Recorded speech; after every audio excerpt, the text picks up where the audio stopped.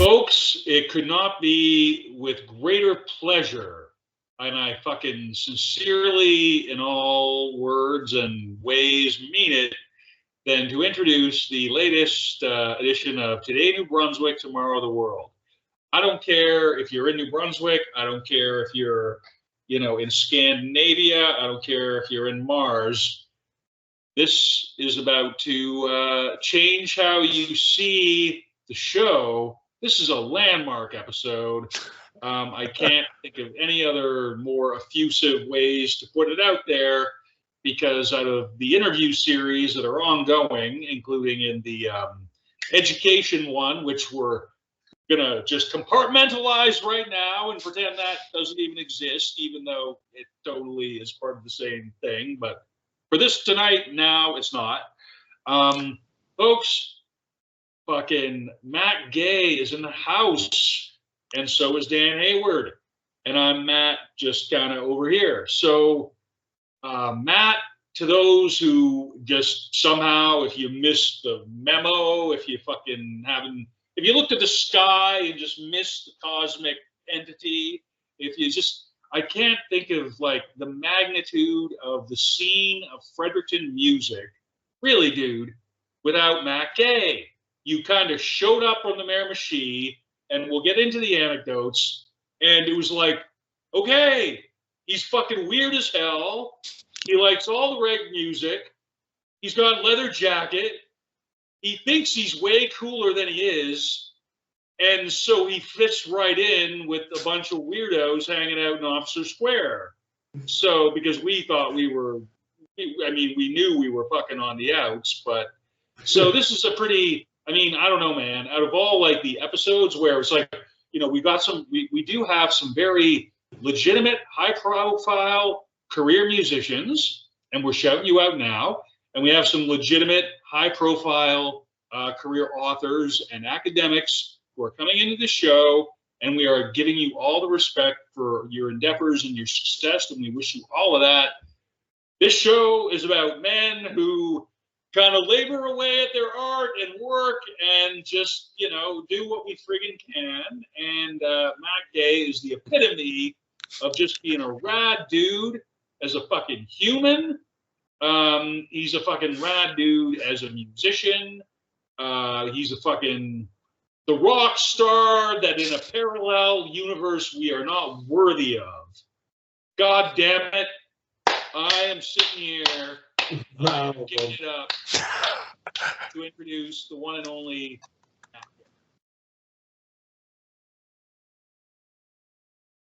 Wow. Whoa. Wow, thank you. I'm so happy to be speaking to you. Nice to see you, dude. It's so nice to see you. Long. Did I tell you that? It's been too long. Dan, it's been a while. Almost as happy to see you, but not quite. I hope you understand. Oh, come on. Everything that I just said about him, copy and paste, minus 10%, CC everybody, okay? So, anyway, beyond my obvious fucking rhetorical device at the beginning, people are fucking slow, man. You got to get their attention somehow. Welcome to the episode, folks. We don't have any scripted questions, and yet we're still going to talk for at least an hour. I can guarantee you. Excellent. Matt, what the fuck is up? I'm living in Hull. What's up, Matt? I'm living in Hull right now, Hull, Quebec. Oh. On the other side of the river from Ottawa. Old Hull. You might have. That's it. That's where I'm at right now. Fucking A. How you liking it? It's a different town, moving around, one town to another. Dan, you're in Halifax, right? Yes, I am. Still kicking it in Halifax? Still kicking it in Halifax. I was in Fredericton. You had family swoop in, right? I had family swoop in. My mom and my sister came from out west, and then they came up here to Halifax. Then they drove my partner and I to Fredericton, where we spent the weekend and went to a family reunion out on the Hanwell. And yeah, had the whole 2 to 3 day Fredericton experience. We stayed in an Airbnb that I realized was within a block of everywhere I'd lived that wasn't on the north side. Airbnb. That's excellent. Well, like, yeah, I mean, we didn't. It was like that, or stay with 70-something relatives. I thought you went Um, to Turbo, I don't know. yeah, or anyways, but yeah, the place where we were staying was within a block of everywhere I had lived that wasn't on the north side anytime I moved back to Fredericton. And I kind of laughed, just like, I walked by that place a bunch of times, I walked by that place a bunch of times, and kind of did the whole tour. But yeah, it was hadn't been back in a bit, so it was interesting to Did you make it have the whole nostalgia trip. It's Molly, actually, yeah, Molly's is closed, and What? according to it closed back in 2020, and 2020, according to fellow podcaster Mary Green, who I had breakfast with when I was there, it's You're shouting out Mary Green. Yes, podcast. and Morning in, dudes. Morning in. Yes, Blowing It. What's the podcast called? It's called Blowing It. And yeah, it's worth checking out. But anyways, I managed to catch up with Mary while we were in Fredericton at the market, and she was saying that apparently the space that was Molly's is now allegedly the headquarters for QAnon in Fredericton. Oh. And we walked by when we were doing kind of the when we were doing like the little like.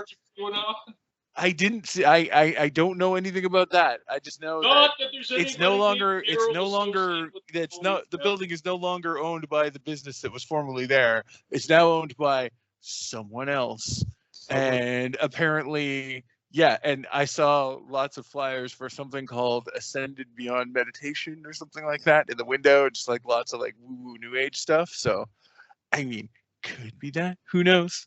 I don't know. It was just, but it's at the same time, it was just like, yeah, of course, if there was any business space that would be destined to become a cult headquarters somewhere in that area, it would be that one. I met both of you. Attention, Joe Rogan. If you're listening to this, this is something to have Dan on your podcast about. Oh no, because Dan can tell you about unsolved quandaries and the slightly urban myth and superstitious elements of Fredericton. And we're here for that. God damn it. We're here to monetize that. We'll give you a QR code and a hyperlink, and you just send us to town on an expense account on your whatever entertainment industry tax write-off American dollars you can give us. But beyond and above all that, clearly, above and beyond the sheer rock power that is emanating from the presence of Matt Gay being on this podcast in the very moment in eastern western Quebec, eastern Ontario. That's Quebec. Yeah, western Quebec and eastern Ontario. Yeah. So first of all, you're a rambling, traveling man. I have to ask. Okay, comment. Yeah. Rambling, traveling man. No question. To the people who don't know you, to the people who don't, who are just checking this out. I kind of throw this out on some of the interviews. I always kind of just start out with this kind of, who are you for people who don't know who you are kind of deal. And I mean, my, platform that I'm building for this podcast and the other one weirdly overlap. So pretend there's a bunch of just suburban, weird kind of mostly educated people who don't know who the fuck you are about, but should know, dude. I'm just saying. So who are you and what are you about, dude? For someone who doesn't know. My name is Matt Gay, and I play in a punk rock band. That's me. Is that still true? My number one question. You know what? I'm not playing in a punk rock band now. That's very upsetting. I'm like, fucking A. Well played, my friend. Fucking A. My decades-long friend. I've known Matt Gay more than half my life. I don't know how the fuck that. Well. There it is. Just turned 46. I just turned 47. Uh-huh. We met when I was 18 and you're 17. Matt Gay has always been Matt Gay, and Matt Gay has always played in a punk rock band. If you know the fundamental nature of guitar-based music in Atlantic, Canada, which anybody checking this out probably doesn't, but still, for the four of you who are friends with us who are kindly checking this out, thanks. And so, above and beyond any of those four people who probably kind of already know who you are, my friend, you're in a band now? No, I'm not in a band, but if anyone in Ottawa area is looking to start a punk rock band, I'm available. Because you started out by saying you're in a punk rock band, That's a song. I play it in every band. Are you a traveling troubadour? Are you like a post-hardcore traveling, like I play punk songs on acoustic guitar because Woody reinvented that? Have your folk punk era? My folk punk era, jeez. Yeah, just learn wagon wheel. Changes. Yeah. Are you going to hum trains with a and play mullet, learn wagon guitar, wheel?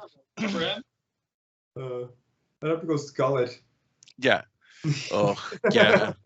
No, I did that look. I had that look for a while, and in a bit of my West Coast years, it was not good. No, I had the dreads. I had the dreadlocks, the white people dreadlocks gullet. Oh, that's good. That's here's a couple like smelly turds of hair on the back of your. That is a good one, actually. Yeah. Seeing it here and there, yeah. If you ever have the chance to check out Frankie and Jimmy, they're a pretty decent blues band, actually. Yeah. The topic of, turn down the gain, I guess. With the, the white guy dreadlock. A good combo. Some people turn their dreadlocks into food if they run out of, food to eat. They fucking, you run out of weed, you kind of stretch out your last bit of weed by kind of. It's like the Kids in the Hall sketch, where the devil turns the guy's hand into weed. Just sticking it up enough to smoke it, or what have you, just plumping it up when you're kind of running low. It's it's like friggin' dead flesh. I mean, why the fuck not eat your own goddamn dreadlocks? But serious question. Okay. Matt isn't in a punk rock band, which I am fucking deeply, deeply saddened to say. Yeah. But he's open to it, which is great. We are using our platform, my semi-legit academic platform on LinkedIn, 2,100 people, and then like the 200 other people, like collectively, are like, anyway. We're going to leverage this on the interwebs to the best of this can be at all. And so, my friend, we now know that you are looking to be in a band. Can I ask you the last significant musical endeavor? Because you were sending me, a bunch of cool shit. I was like, can you send me some links for the notes? Which you immediately did. Fucking A, thank you. I haven't looked at any of it yet. Perfect. So I'm just asking you now, what was the last, what you would call, major musical project you were involved in, even if it doesn't have like any fucking internet presence? Oh, well, the last thing I was doing was when I moved to Montreal. I started up a band there with Pierre Viano. Okay. And Deadbeat Doug. Doug has a radio station, a show on, CKDU. Is that CKDU in Montreal there? I think that's CKDU's in Halifax. It is in Halifax, sorry. Yeah. CKUT, sorry. Yeah, CKUT. Yeah, you can catch his show at 11 p.m. on Monday nights. But anyways, we all got together and we started a band called the Gym Teachers. And full on. And we went full on, like, gym teacher route with the, tearaways and all that stuff. And it was good times. We played a show. We played a show in Montreal. I have to interject. How long did that last? And again, I'm literally just kind of like trying to get some timeline on this so that we can sort of refer to this as a legit discussion instead of us just being drunk and laughing, because clearly we could. Oh, sure. So I started that band on the Gym Teachers musical project, my friend. And follow-up question. Is there any fucking internet evidence of this whatsoever? There's no internet evidence that I know of. We only played one show. Sorry, bro. Anyway. Yeah, and then the pandemic happened. So that just... And then I moved away to Hull. To Hull. To Hull in a handbasket? Is that what happened to you, my friend? That's it. I made it to Hull in a handbasket, yeah. I like that. That's witty. I talk on the fucking internet as a talking head. Like, there's 100 hours of me literally on the internet between the two of these things in the past 2 years. It's like, I'm like, what does a dad even do? He doesn't have a job anymore because, I got realigned out of a position. It's just like, fucking, I honestly just think I want to just send my kids like a Max Headroom gift. That's Max Headroom. That's what the like world's become. 80s Max Headroom, and just be like 4 seconds of that. It's just, Dad used to be a teacher, and now he does this. Anyway, bro. Anyway, Christ, it's good to see you. It's really good to see you. Good to see you too, but not as good. And Dan, who I haven't seen in quite a long time. Yes. Right. This is what we need to do. But I was in a band called Rockstorm. That's what I was doing last time I saw Dan. Okay, yeah, actually, so, when Jen and I moved in together, that was one of the sort of overlaps of our musical collection. Was we both had copies of the Rockstorm CD. Wow! So you have 2 of the 100 copies in your possession. Yes, they're both in my basement like here somewhere. That's awesome. I think one's over there and one's in a bin, like in the storeroom.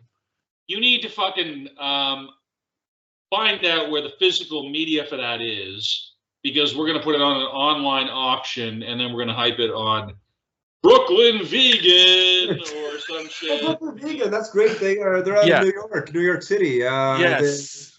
This guy Dave the Spaz does a lot of stuff. They specialize in selling overpriced fucking reprints of punk records at a very high margin.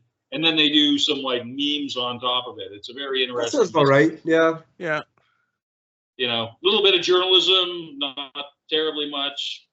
Anyway, we would appreciate that as a venue to have a Matt Gay action figure. And so the plastic Matt Gay action figure will include, what kind of beverage are you drinking, my friend? I'm actually drinking wine tonight. I was thinking about getting into the beer here or the whiskey soon.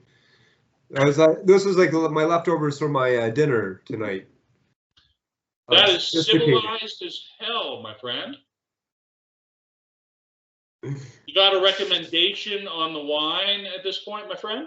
Well, I was drinking California wine lately, so the USA Cabernet was a highlight of my trip there for drinks last time. So, you've now alluded to a project which I think you have more documented musical evidence. Yes. Tell us about Rockstorm. None of us know, or more of us need to know. Tell us everything about Rockstorm was great. It was started up with. Where was it located, dude? You have an English degree, right? No, I got history and political science, yeah. So my friend, I'm just like, I do want to have the kind of stone drunk meandering conversation, but for this to have any redeeming value for anybody listening, we got to get some punchy anecdotes dialed into this shit here. So what you need to do is give me something about Rockstorm that situates it for people who don't know what the fuck Rockstorm is, and then I need a punchy anecdote. A punchy anecdote about Rockstorm. You're goddamn right. Well, we used to play at this place called Rocking for Dollars in Halifax. That's pretty much exclusively what we did. We also played at Gus's Pub, where I was also I cleaned Gus's Pub every morning at 6 a.m. I would get up and I would go clean up the bathrooms of where the show happened the night before. So I got to pull a lot of broken bottles out of the toilets, so that was fun. The night was awesome. What it lacked in funness, it made up for in retrospective, like, tee, that happened. That happened. I was in it with Adrian Broom, who was running Rockin' for Dollars. He was the drummer. And, he went on to go do this. I think he got like an ECMA for that or something. Is that what they gave him? I can't remember. It might have been like a Music Nova Scotia thing or something. It might have been a Music Nova Scotia thing, yeah. And I was playing with TJ, who's also from Fredericton. who's an amazing artist. He's living here in Ottawa. He's actually about 10 minutes away from me by bike. I can bike over to TJ's place. Yeah, he's in a band called Siggy and the Darts now. Yeah. Yeah, they're really great. And so he's doing that thing here. So I was in a band with him in Rockstorm. And I was really. What's the thrust of Rockstorm? Like, what's the musical influence, bro? I mean, I'm sorry, this is going to be like a benign, because we all know Trebles a Bruin. We had no bass player. Yeah, exactly. Because rock is what we're doing. Yeah. Trebles a Brewing because rock is what we're doing. Rockstorm. I always loved when you sound like Motorhead or what? I mean, I'm just make it for so people who don't know the kind of music that you like. We did a cover of Taking Care of Business. Yeah, I remember you had that. Oh, sorry, Matt. Yes. No, go ahead. Please go ahead. I was gonna say, I quite enjoyed was it Blackjack, the song you had where you'd set up a card table and start dealing cards in the middle of. That was always impressed. True story. Some great stagecraft from Blackjack. Yes. Blackjack. Yes. Thank you. Yes, I was at a few of those Rock and Roll Dollars, I think. But does it sound more like Motorhead or Iron Maiden? Oh well, I guess if you had to say, it would sound more like Motorhead. Yeah, if those are the two polls, those are the two options. Yeah. What's another option then? You're not helping me out here whatsoever, and I'm not getting any punchy anecdotes. Well, I don't know. I didn't start up a band and say I'm going to sound like these guys. I just sound the same. Every single band I've ever been in is. I was going to say it sounded like this is the new Matt Gay band. That's it. Some kind of weird intro followed up with really fast. Musical talent. Yeah. Okay, clearly, and in all serious regard, the people need to know this. I mean, they do. You don't know. People need to know about you. You need to know about Rockstorm. Yes. Okay. Closer to Motorhead than Iron Maiden. Yes. Although there were 3 guitar players, we did not play any solos, really. Not too many. Okay. How's the Ramones factor into it now compared to earlier? Oh, the Ramones are always there. Yeah. But to what extent? Is it always 100% Ramones with you? It's always 100% Ramones. I just listen to the Ramones all day. I love the Ramones. Yeah. So, compared to when you were in EI, yes, it's the same level of passion for the Ramones? Is it higher? Is it less? I'm not looking for nuance, bro. No, I just love I love the Ramones. I think they're a great band. To the full extent you did when you were 15 or 14 when you heard them? Matt, how old were you the first time you heard the Ramones? There's a semi-legit question. I was 18 or 19. Fucking A! You're I was not old. pretending to be younger than you were. I was older.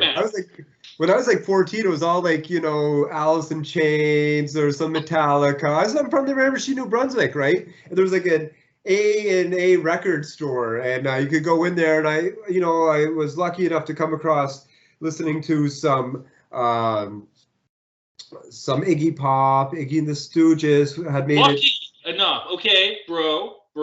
So you're mentioning you had the kind of one record store? Because I'm not from the Miramichi. I went to Fredericton to go find music.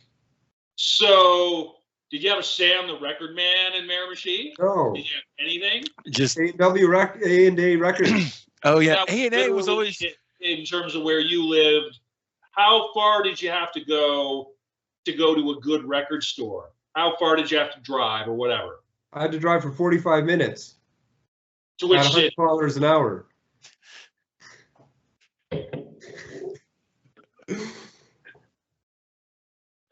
Dan, ask Matt a question, please. I was just gonna say that I remember A&A Records always seemed like they were the ones that that was even kind of the most weak ass of the record stores. You know what I mean? Yeah, because they were the ones. That's where all the good stuff was. I picked up a copy of X there once. Yeah. Yeah. I mean, back in sort of a pre-internet era, it was really hard to find stuff like that. I remember even just growing up in Devon, there was so much Devon. was just Growing up in alien. Devon. Growing up in Devon. And it was Okay, like one of my okay, friends had to get that's- kicked out of that's- school in that's- Devon and have to go to school and like, you know, across the river. And like, you know, was like the monkey that learned to wash its food and like was like, Again, here guys, you ever heard of skateboarding? You ever heard of punk rock? And like came back to Devon, was like, hey guys, you know, Skateboarding and there's punk shows rock. in town. Yeah, Like, wow. yeah, it's That was like, it. yeah, it just You know, that it's was just also how that sort of Backstreet stuff Records. happened. You know, But for yeah. me, when I discovered Backstreet Records, I was like, this is Yeah. it. Oh yeah. There's music in this world. Mm-hmm. Yeah, I mean, I even when I was there last weekend, I made a point of stopping. I stopped into Backstreet and I bought actually I bought the Neighborhood Watch LP and I picked up the Nerve Button LP, the new band that 3/4 of Bad Luck 13 are in. Oh, no way. Yeah. What are they called? Nerve Button. Nerve Button. I'll check Yeah. that out. Yeah, it's Mike and Ray and the drummer, I think. Oh, cool. And then like a couple of younger guys. Yeah, they're definitely worth checking out. Anyways, but yeah, Backstreet it's amazing that a store like Backstreet exists in Fredericton and sort of has the level of cool stuff it is for like what's basically the size of my basement that I'm sitting in right now, you know? Oh, yeah. Like, That's lots of good stuff. You know, I've Yeah. lived in a whole lot of different cities in this country. So have you. And so sure. have you as well. We've all like traveled around quite a bit, living in different places. And Backstreet Records, solid selection. Yeah. One thing I was going to say, listening to the Rad Owl episode when Tilsonburg came up, it just made me think of your fundraising tour for Room 101 back in the day. Oh yeah, that's right. I did go pick tobacco. Yeah. Yes. Never released that album. No. I have a copy of it though. I think I should put it up, baby. Yeah. I'm sorry. I know I've been kind of just like, I'm going to talk in on, and I don't mean to step in. No, first of all, I'm a dad.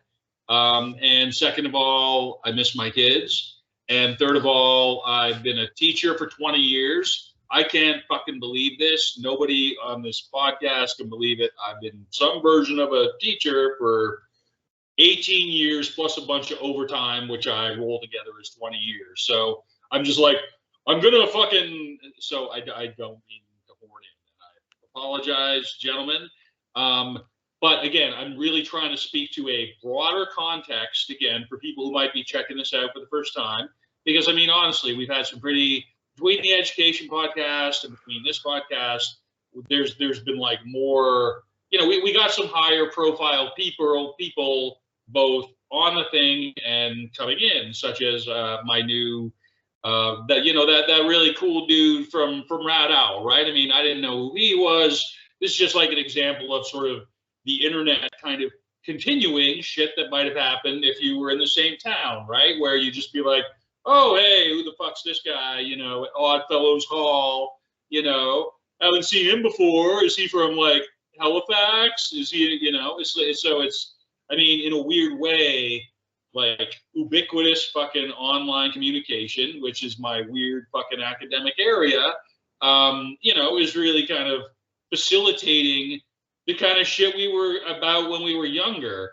And, you know, Dan, thank you for bringing up, you know, the you know, episode with the Rad Owl guy. Cause I mean, really for him, it was always just like a regional scene down where he was. And I mean, we experienced the regional scenes where we were, and it was all like the fucking similar content across the fucking thing.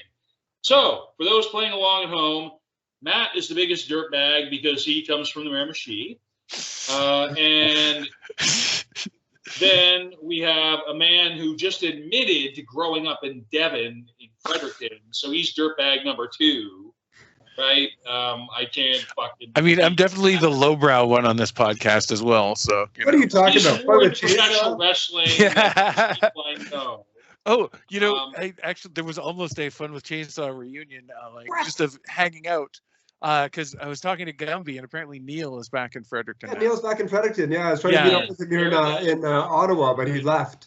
Yeah, and so, anyways, my last thing before I steer this onto a legit question, Dan, I'm sorry, I'm gonna give it up here. Nope, that's okay. I'm gonna let you talk. Fucking Kanye West made the best video of the year. And besides that, Matt, who are you listening to now besides the Ramones? Two bands you're listening to now besides the Ramones. I like the Chats.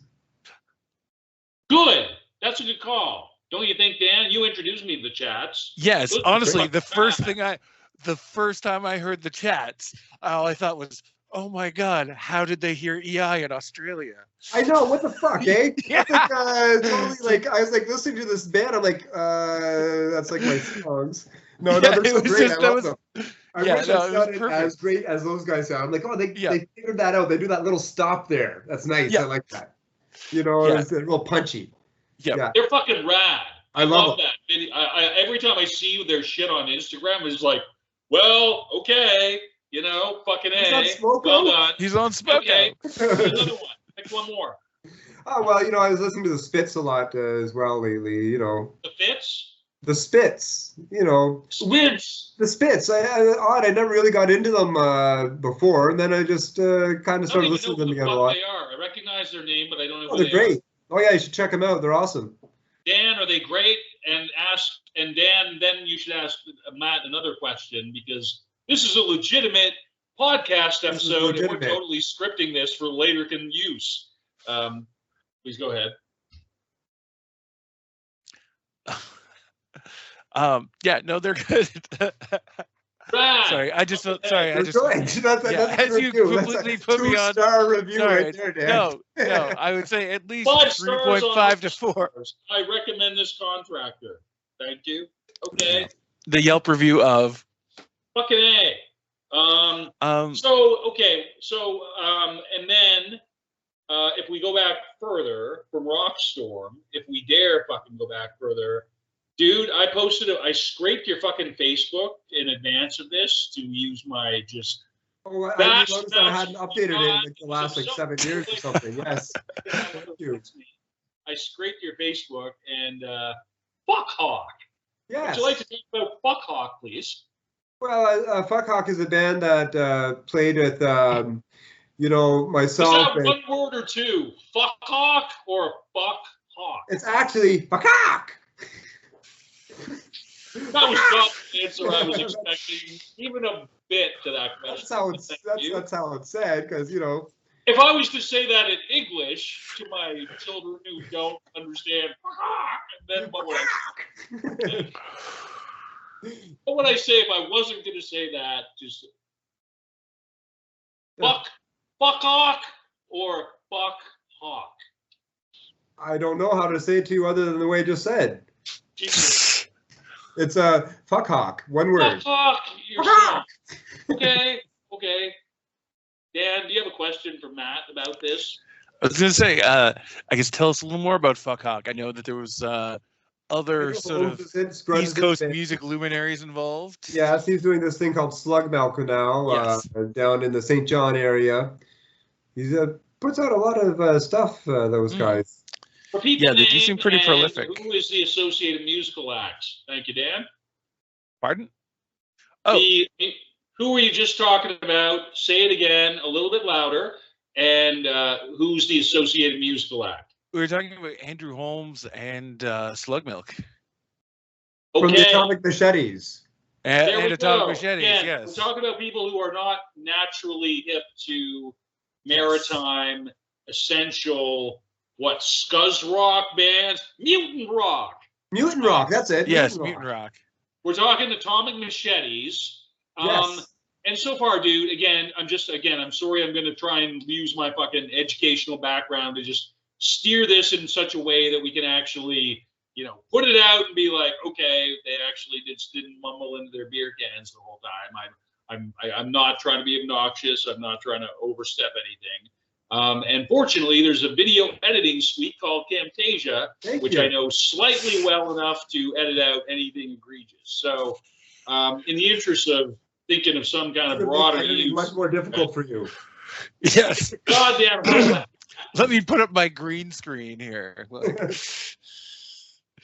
No, I mean, but what is in between, if anything, Fuck Hawk and That sounded like a chicken lady. God damn No, it. no, you gotta go. Yes, Oh, kind of chicken lady. and fucking, Rockstorm. Is there anything intermediate to that?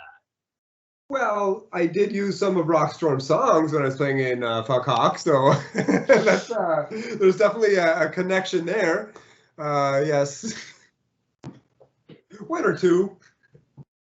New town, new audience. What do they know? Exactly. Yeah. I even played a couple of EI Do songs. you have a solo acoustic EP available on Bandcamp? No, unfortunately, I have come to discover that I should do this.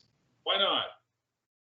I don't know. I just never played by myself. I have been trying to learn how to play with the, cigar box guitar. I did make one of those, so I've been learning a couple of my own songs that way. But get yourself one of the harmonica holders. I should get a harmonica. Yeah. I don't know. I don't know what you mean exactly though when you're talking about like musical significance or something. Like to bring people in, like what do you want me to say? What I think is that the world needs a lot more Matt Gay content.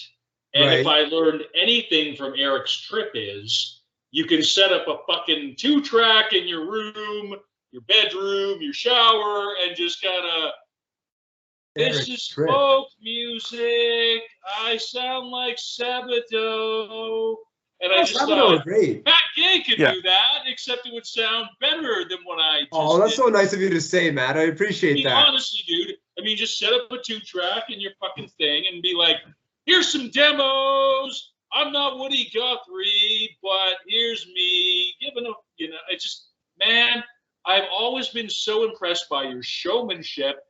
Friends, not many people on the Fredericton scene set themselves on fire. Yes. Yeah, but the rumor's true. Did you set yourself on fire, perhaps at Bugaboo Creek, and perhaps more than once? Oh, well, the guitar would go up on flames fairly often, yes. It still's got the charge on it. Yeah.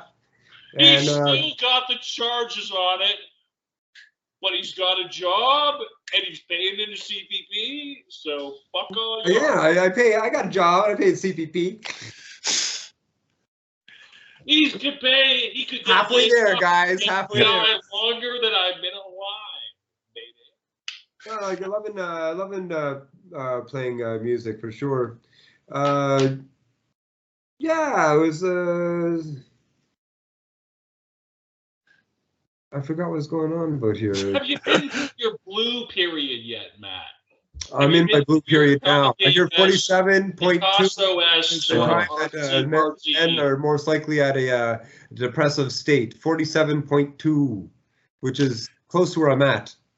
I'm 48, and that tracks. I think thinking timeline wise, like I think that's about I'm in my low period. I think that's around the time we really started working on this show. For me right now. The training, I'm gonna come out of this interview and I'm gonna rock so hard. I'm gonna show you all. Exactly. I'm gonna show you hard. Yeah. One thing I was gonna say though, one thing I've appreciated about your oeuvre over the years is that, sort of at your hand, so many of your bands have had like kind of, the original merch. Like I just remember you making EI beer, beer bottle shaped candles, and like it was always the signs and that sort of thing. And like I always appreciated that sort of like crafty hustle with the merch that your band's made. I got like a little patch here. Here's a little patch on the jacket there. Oh. Handmade. Sweet. Fucking A.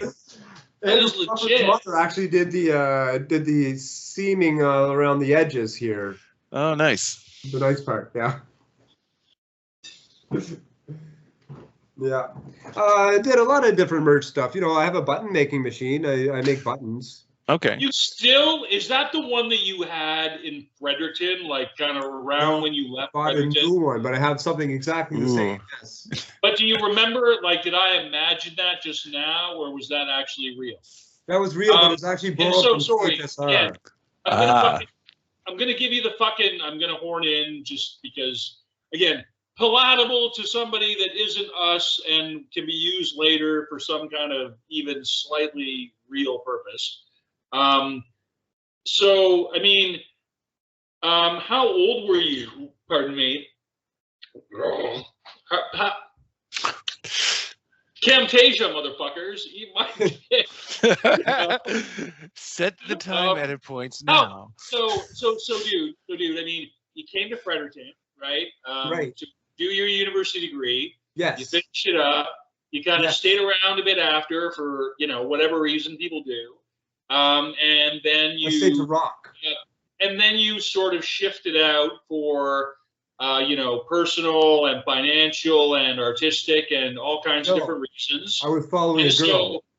And so, God damn it, I'm almost done. Fuck. I'm a professor in fucking some parallel universe. Anyway, mothers of lovers. Almost getting to the point.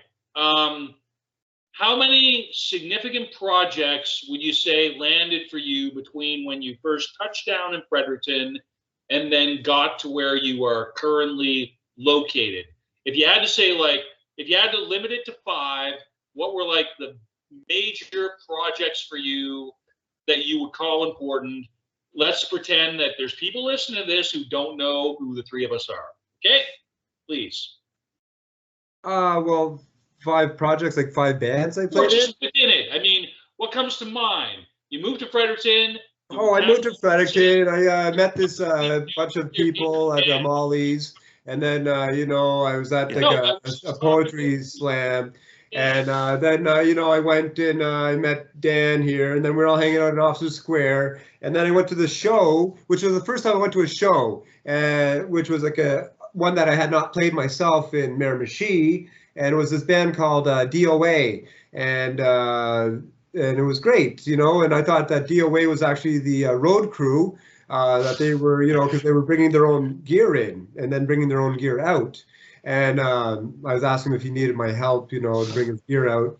And but Silas, are you with DOA? Are you like a Joey shithead Keatley person? Well, he's a nice guy. Yeah. Okay.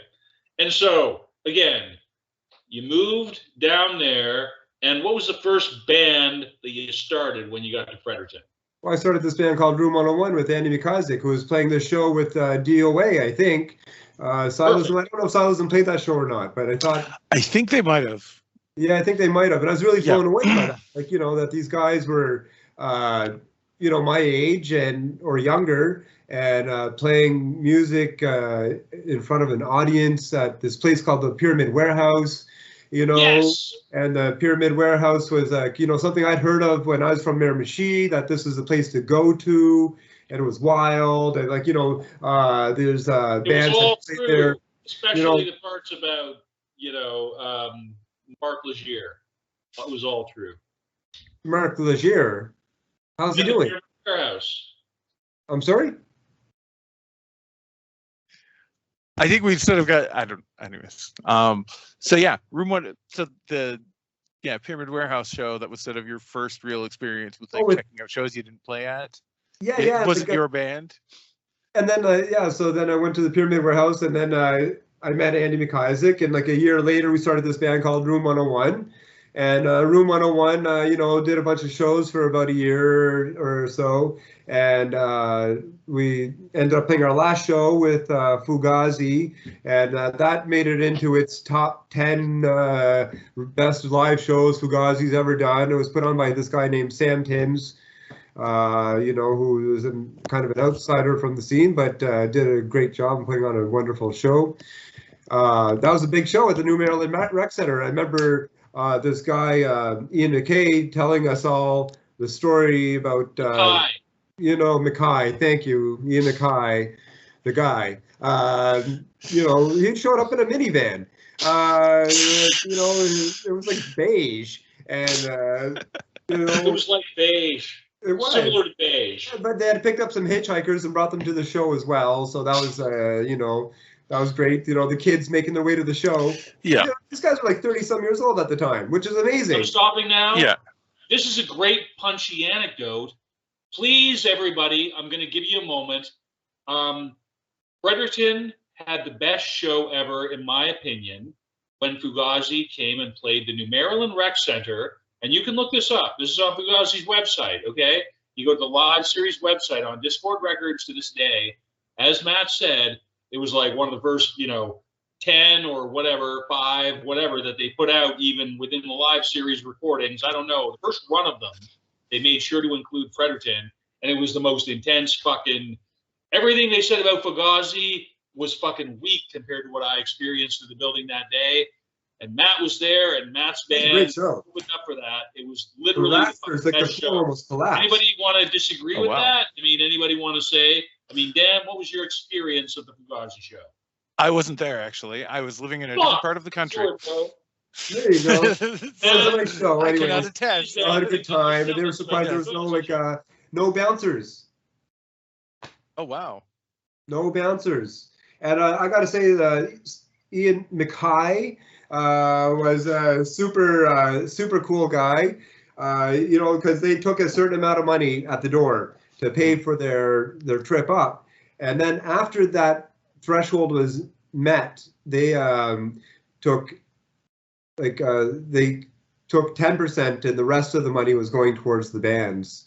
So we actually got paid. I think that's good. Is that good? I mean, it's very good. It was very kind, because we would have played that for free, probably. Yeah. It was nice that he stood up and it was the only time that I got dealt well with money in the music scene, and that was with the Ian McKay. Is that literally the only time? Serious question, bro. No, I guess not the only time, but one of the very few times. Definitely it's significant. The life of the local opener is not a lucrative one. No, it's not exactly lucrative. Yeah. It was better than when I opened up for the Misfits. They only gave us $100, and he asked me to do his laundry. I didn't even know it was Jerry Only. Jerry Only is fucking 5 feet tall or whatever. Do you need to wash his he shows up with these Zoom and and he's got. It's before the show starts, and I'm so excited that we're gonna open up for the Misfits. This is gonna happen, and I'm going to be in a super rock star and just like them, and I meet the guy, and I had no idea it was him. He just showed up with his laundry. Yeah. I would do his laundry for him, at a laundromat or whatever, and I was telling him to go fuck himself, because I didn't know who he was, because he kind of looks like a scuzz. Hand you a bag of tiny Dracula capes and sweaty tights. That is totally going out there as it was. Matt, I appreciate the punchy anecdote.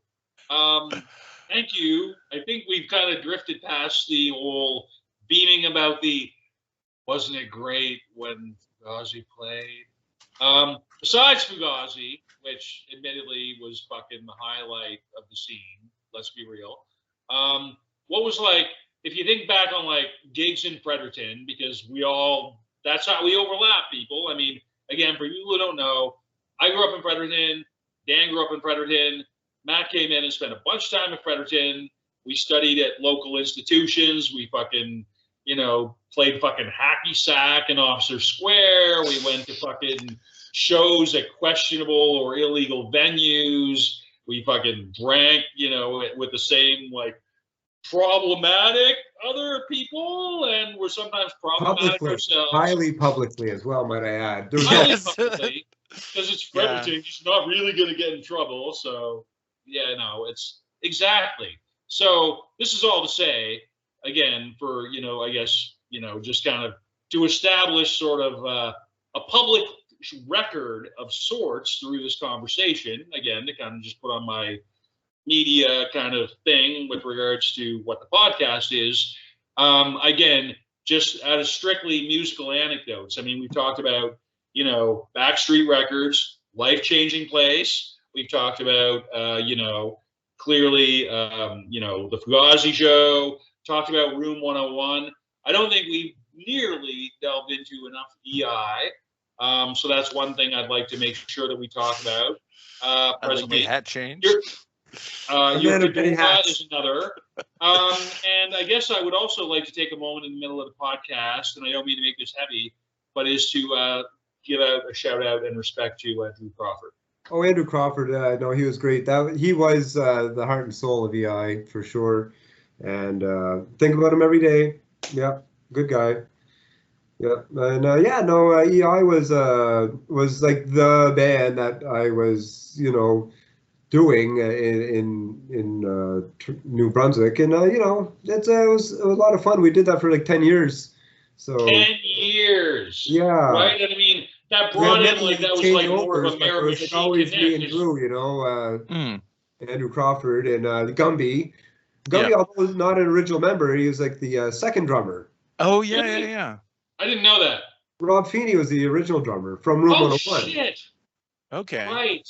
That Right. lasted very short. Like, I think we did one show with the Dayglow Abortions, which was our first. Day glow abortions. Our first show You was don't with know the who they Dayglow are? Abortions, and I was wearing a mask. I was wearing like a mask across like my face there, and they stole all my beer, and and they made fun of me. Day glow stole Matt Gay's beer and he wants it back. You sons of That's bitches. right, and the Dayglow Abortions. That was a great show, but it was full of technical difficulties. But we had decided that we were going to rent a light set, so the lights were like flashing. We don't know what's going on at all, like how to get our sound to sound good. Maybe we should have practiced more.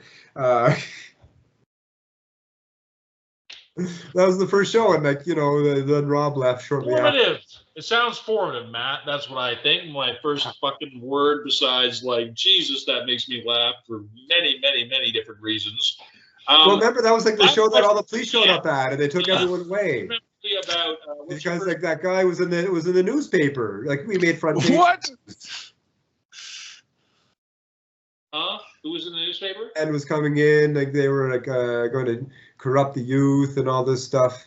Fredericton, like rock and roll is still dangerous in Fredericton. And I'm sure, Matt, there's a lot of listeners out there from like small towns who grew up and moved to the big city to start their dreams of being in some kind of band, like Los Angeles. They all moved to Toronto. Meet me at the Bovine. Come on. Yeah. Well, it's like the old Bad Luck 13 song, T.O. Boys, Yeah, that's right. T.O. Boys, that's it. Yeah. I got the Bovine. I know I played a lot of shows at the Bovine with Puck Hawk. It was great.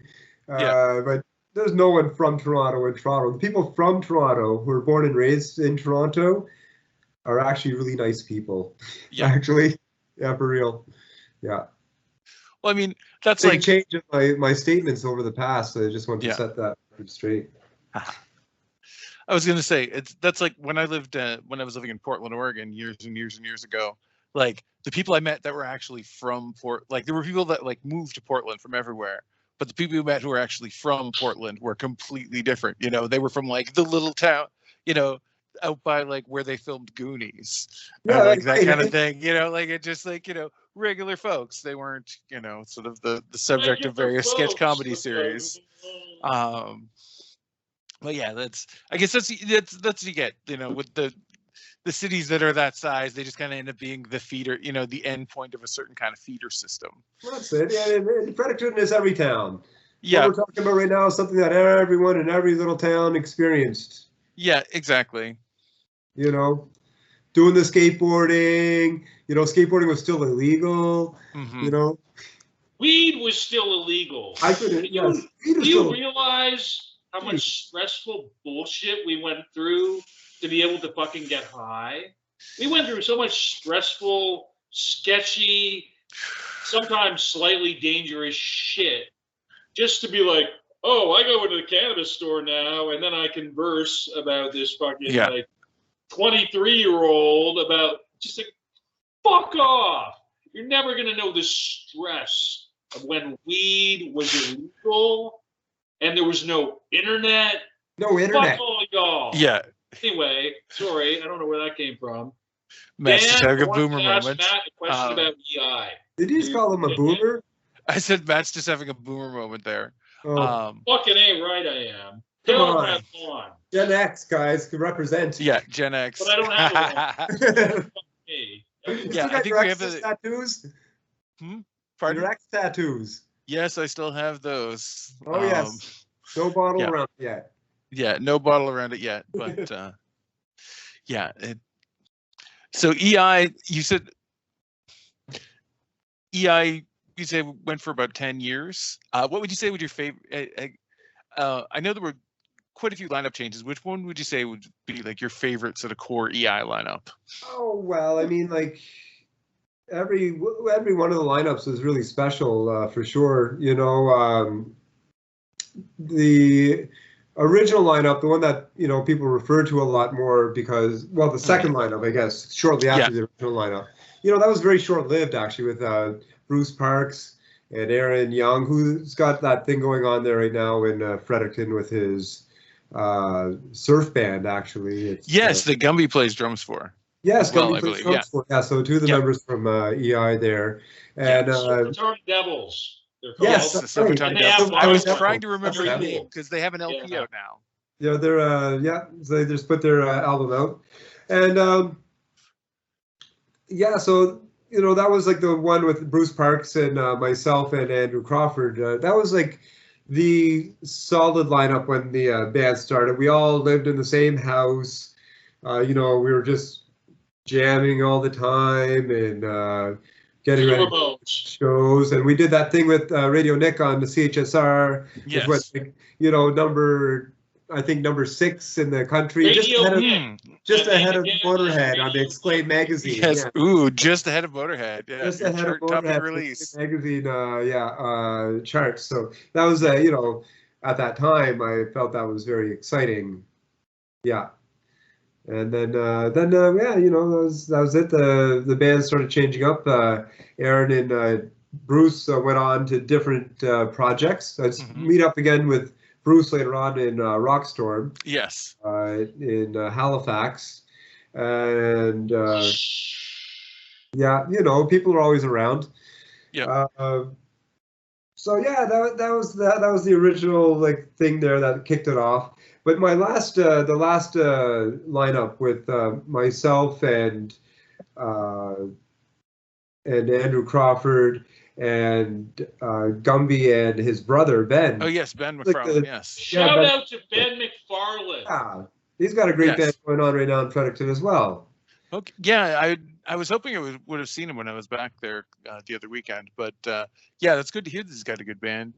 Yeah, he's playing with Dave Cook, who also played in EI, who's from Hard Charger, and Hard Charger, like, you know, Hard Charger is who you should really be interviewing if you want like stories, Matt. Yeah, exactly. They're the big timers from there. They're the big timers. Okay, so let's pause. Let's pause. Again, I want to kind of annotate here for just a bit for the people kind of keeping up at home.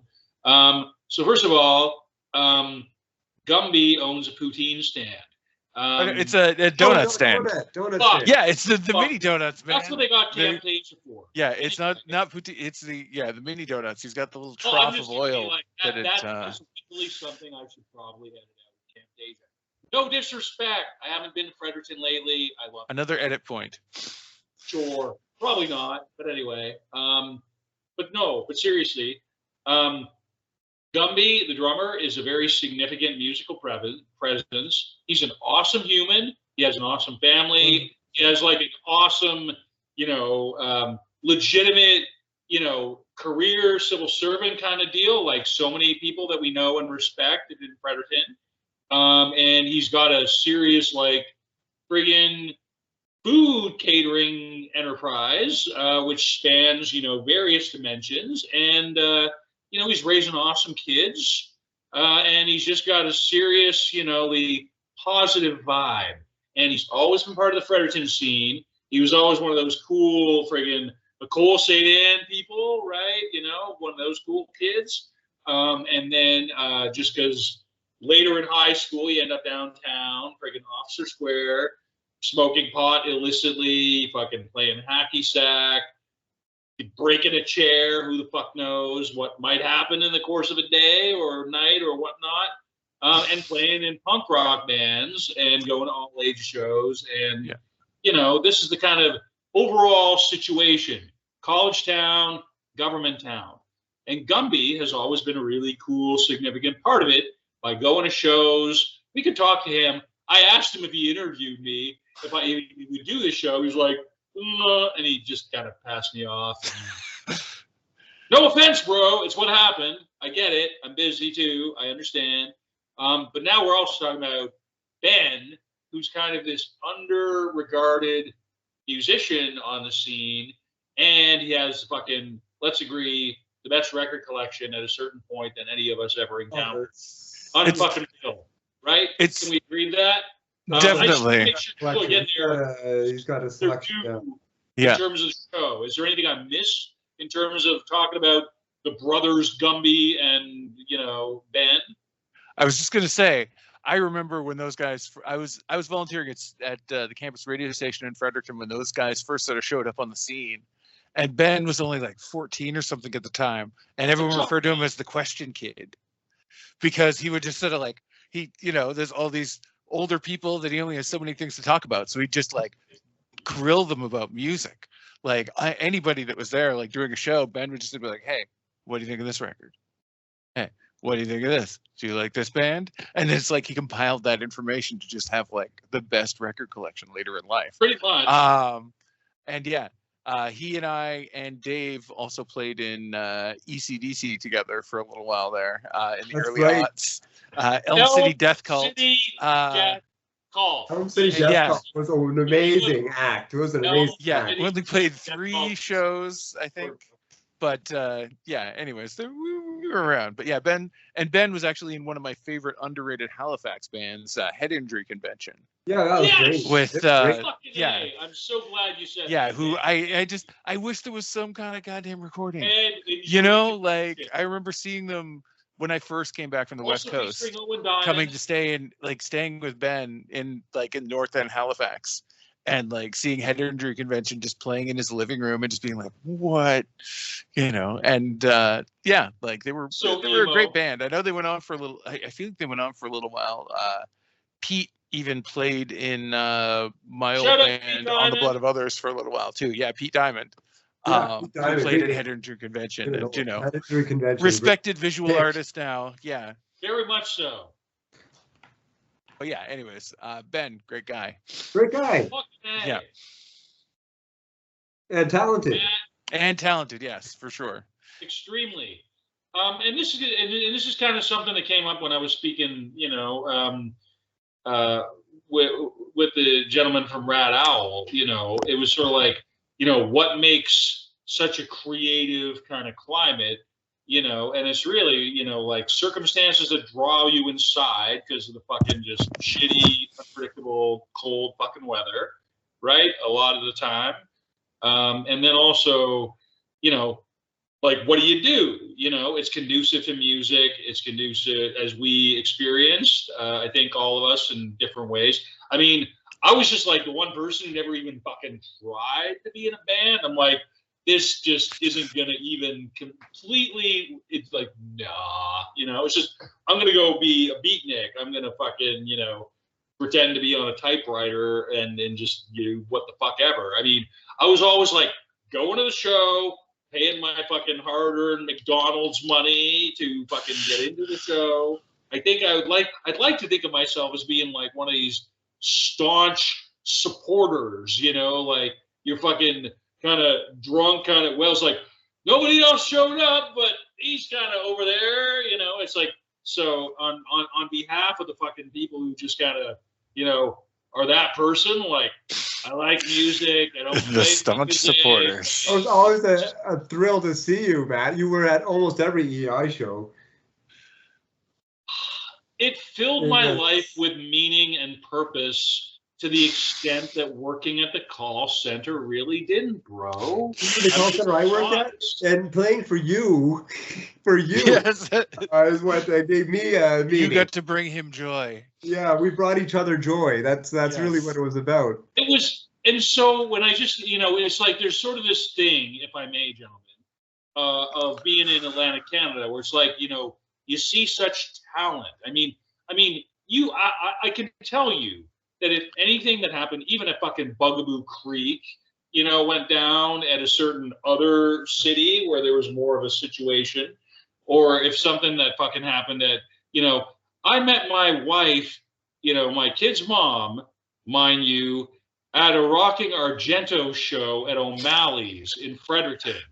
O'Malley's. That fucking scuzzy, ridiculous bar in King's Place. And the kind of band that, the Argentos were and are, and I mean that with the most utter respect. Like, that's like, my kids wouldn't be here, if it weren't for that gig. So if it weren't for the Rockin' Argentos. And fucking my kids wouldn't be here if it wasn't for the Rockin' Argentos. Yeah. There's a shirt somebody needs. Somebody get that on redbubble.com. And so every city, though, kind of has this kind of tale. Oh, for and sure. It's like, there was so much talent. I mean, yeah. There's like even stuff I wouldn't even like necessarily listen to, like The Trick, like Synthesizer Man, it's just there, or like anything Phil Clark was involved with, for instance. I mean, I'm not trying to just like kind of pull out names, but I'm just like, there was such a wide variety. There was like art rock, there was fucking, like really wannabe hardcore. I mean, and you could really, I think, Dan, you'd agree that when we were talking about, this different scenes, because we did like the Quebec, music episode, we did the BC or whatever music episode. I mean, we kind of have themes on the format. And every time we kind of go, geez, shucks, I guess across everywhere, people just really like the rock, man. That's more or less the grand lesson to be derived from all of this. Life lessons and such, not to be full-faced about it. And so, please, Dan. I was just gonna say, I mean, that's just kind of like, there's just something about like the arts communities in cities of a certain size that, like, they're that.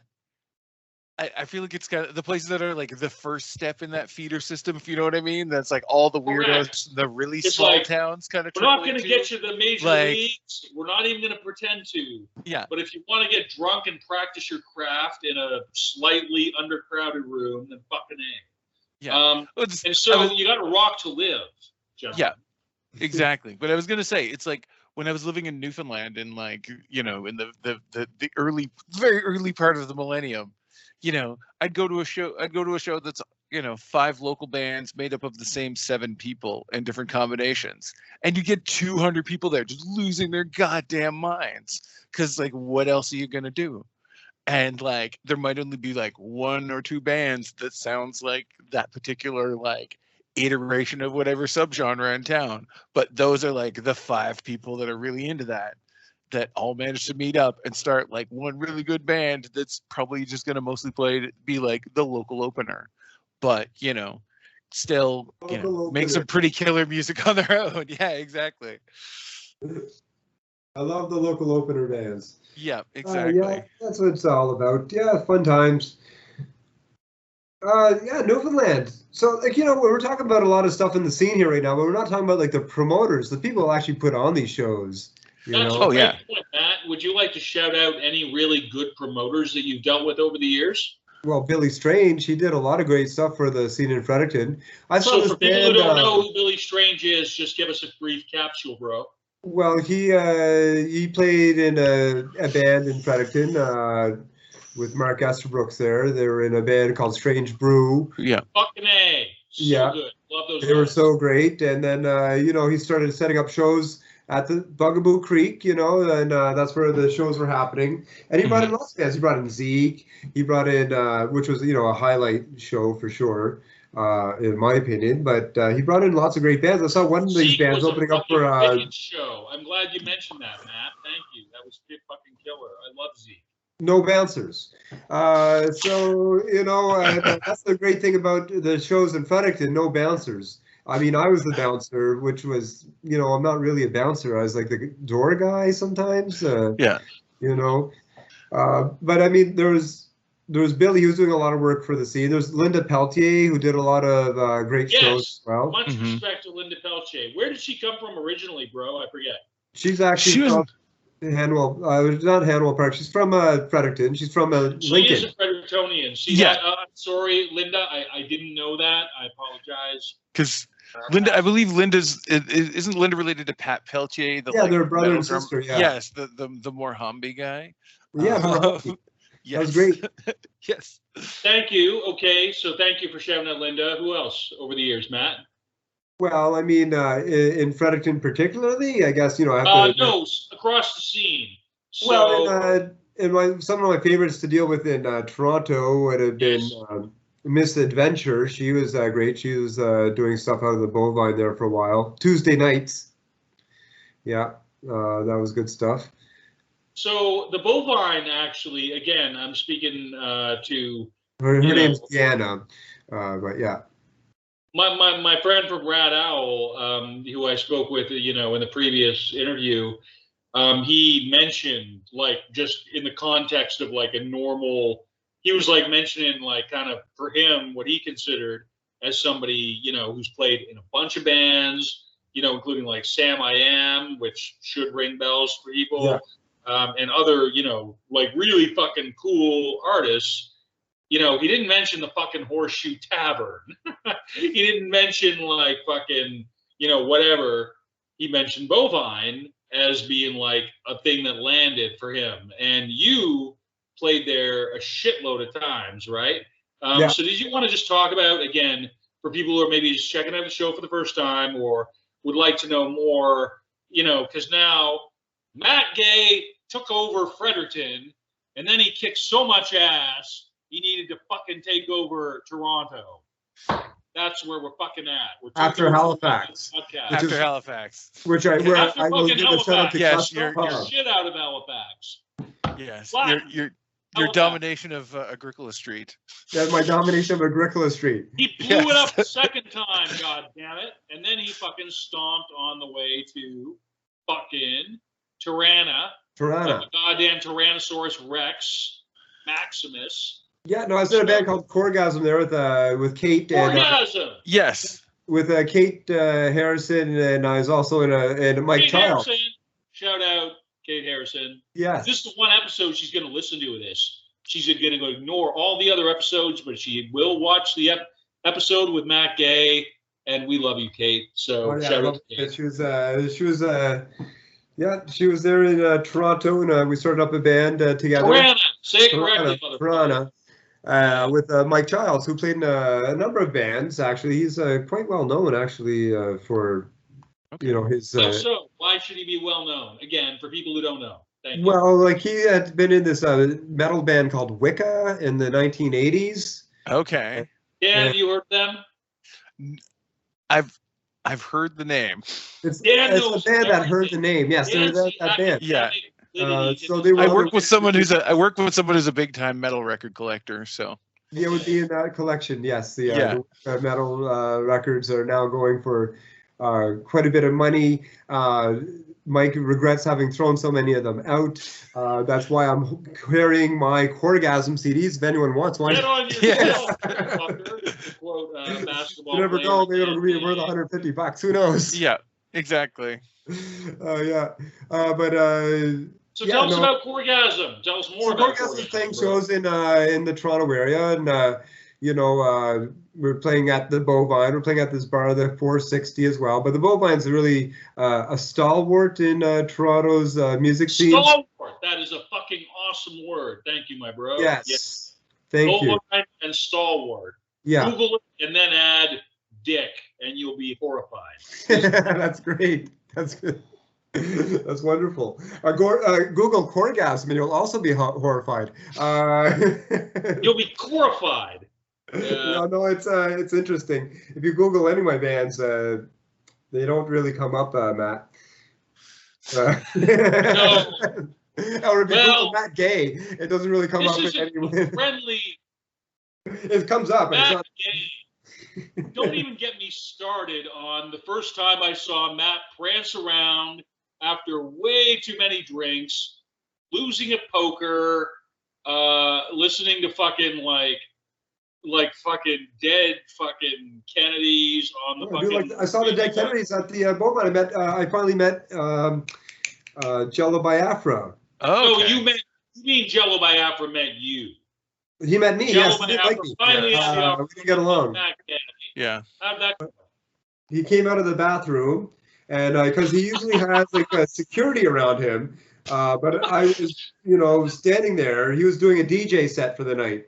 He had just come down from his Guantanamo You Oh know, yeah, that band. yeah, that band, and yeah. it was DJ night at the Bovine as well. So I happened to be there. Guantanamo School of Medicine, isn't That's that right, it? Guantanamo School of Medicine, great band, great good Yeah. stuff.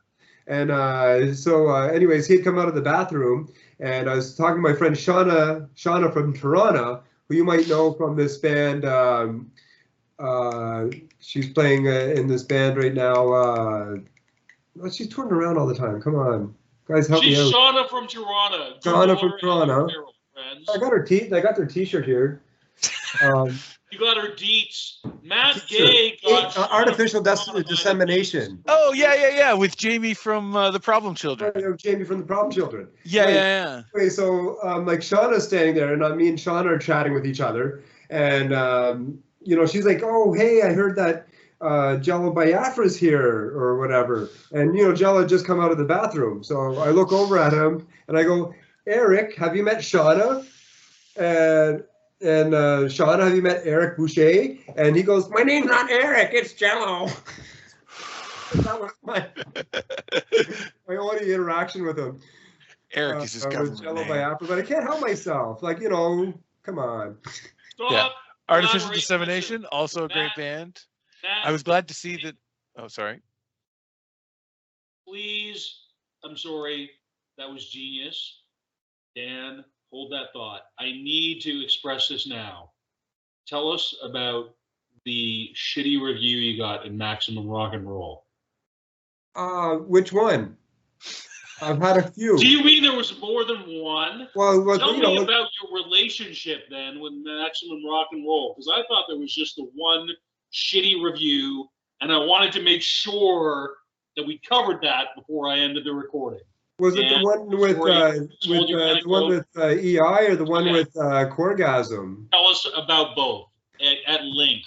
Please. Well, I don't remember about the one with the EI so much. It was like lackluster, but the one with Corgasm, like they did say that we sounded like a Southern rock meets Motorhead, and what do you get is, which I thought was positive, right? But then, like the article continues to talk about how old and bad we are.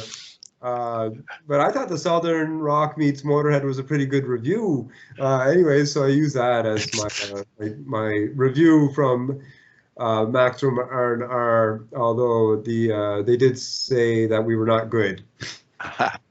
Southern Rock meets Motorhead with derogatory in brackets. Yeah, with derogatory, you get orgasm. Yes. That was pretty good. Well, I mean, they don't exist anymore. I mean, as a thing. So, they did that. Who's laughing now? I don't know. What are your opinions about the demolishment of Vice Media? Because apparently we're now completely into the weeds. I'm prepared to end this recording after 2 hours, and we got 40 minutes left. So I need some important information. We're talking about melted down media that used to fucking mean anything. Does Vice mean anything to you about melting down or no? And I'm saying that, I suppose, because Vice started in fucking Montreal, did it not, gentlemen? Vice was only ever clickbait for me. Yeah, I mean, it was something of a certain time and place for sure. It was a Canadian certain era of the aughts. It was a Canadian thing, but it was like right? It was Pornhub.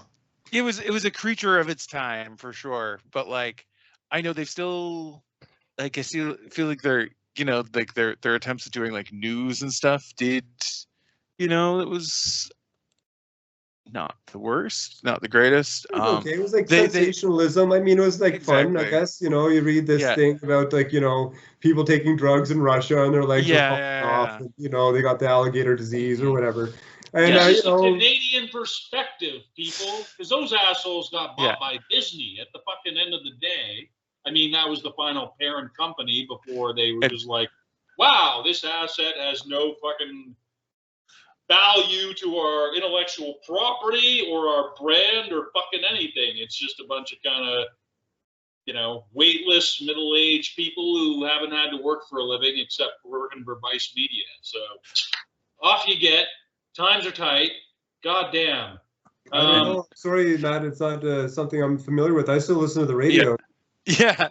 I was gonna say, with their shuttering of so much of their reduction of so much of their web imprint, now I can no longer find the article where the I guess now just retired host of St. John Information Morning went into the old abandoned Animal Land theme park, just like in rural New Brunswick with the creepy statues of like horse skeletons and stuff, which, that's one of the, as far as Vice Media goes, it's probably one of their more wholesome publications, but was something that, I thought I was glad someone documented, because it was someplace I think your recreation of it was probably better than the fucking thing that existed in the first place.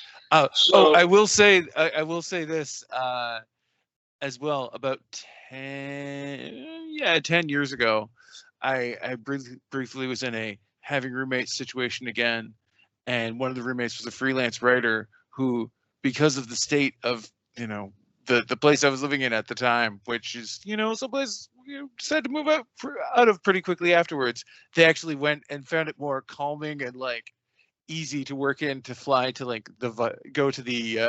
fly to Montreal and work out of the Vice offices there, than by trying to get their writing projects done at this like house I was living at the time.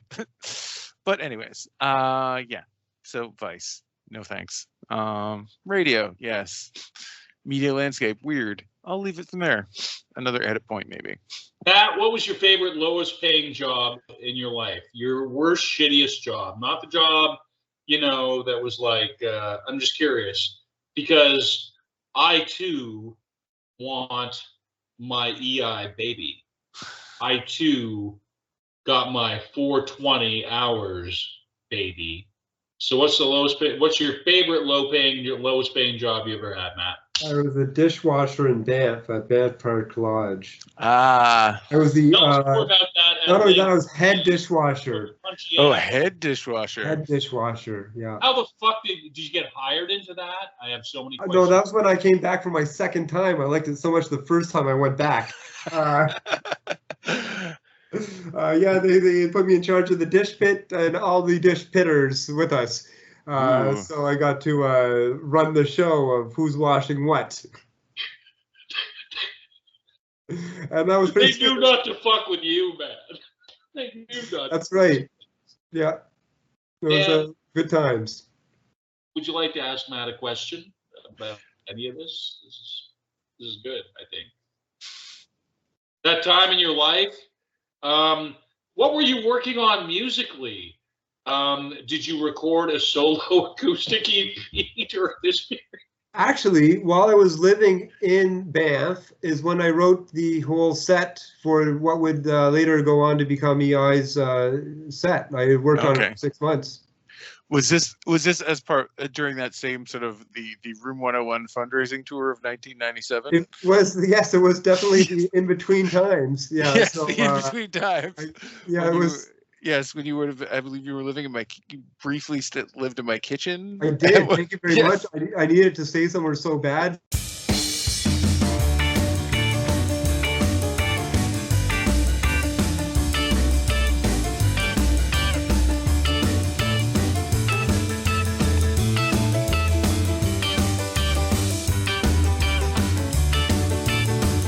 I was laughing so hard, I was trying to unmute myself, and I accidentally ended the previous recording. So it's cool because I just hit going. But there's now just a little gap, just a little tiny gap, just a little tiny gap between my man legs that we're going to have to fill to sort of segue back into the punchy anecdote which you were just sharing, because this is a legitimate media enterprise, and I just want to really be transparent about what's going on in the moment. So if you could just sort of dial it back now and sort of take stock of what was really important about what you were just describing for a wider audience. You could just start her up again, gentlemen. I believe at that point we were just sort of reminiscing about a brief period of time when Matt had gone on a bit of a road trip to raise funds for future Room 101 endeavors, and ended up living in my kitchen for a little while in a crappy little apartment that I had in Calgary. You know, while I was sort of waiting out the last like couple of weeks of an eviction notice. But yeah, it was a time. It was a time. Yeah. You know how I found you, eh? I can't remember. How was that?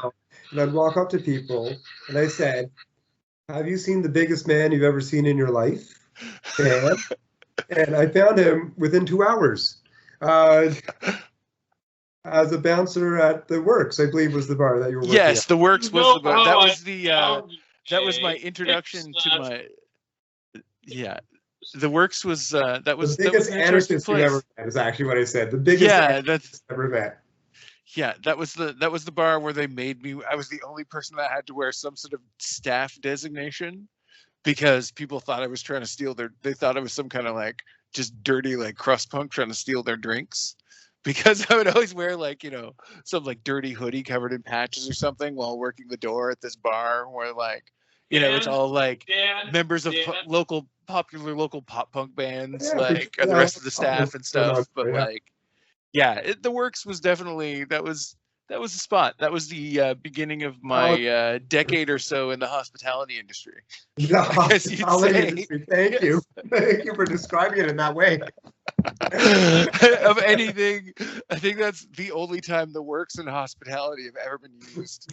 This was the bar that when we decided to have a staff cleaning day and move the cash register 6 inches to the left, there was such a huge stampede that like half of the people in the room just let out audible, just like shouts of just like a stampede of cockroaches from under the cash registers there. Like that was just, when I think of like dirty dive punk bars, like the Works is one of the dirtiest I've been to. We only talk about dirty dive punk bars tonight, pretty much. I mean, that's yeah.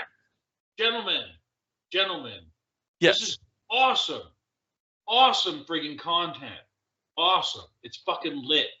Again, for the benefit of people at home, crust punk, Dan, which you mentioned. I need you, Dan, to tell me some of your favorite crust punk bands. Punk bands. And then Matt, I need you to tell me some of your favorite crust punk bands. I guess I still listen to this. There are some bands like that. I mean, I know, I hate to say it, I still have some fondness for the music from Amoebics, even though, speaking of like QAnon and general conspiracy weirdness, their singer kind of got into some spicy politics during COVID, which is too bad because they were like a pretty iconic band back in the day.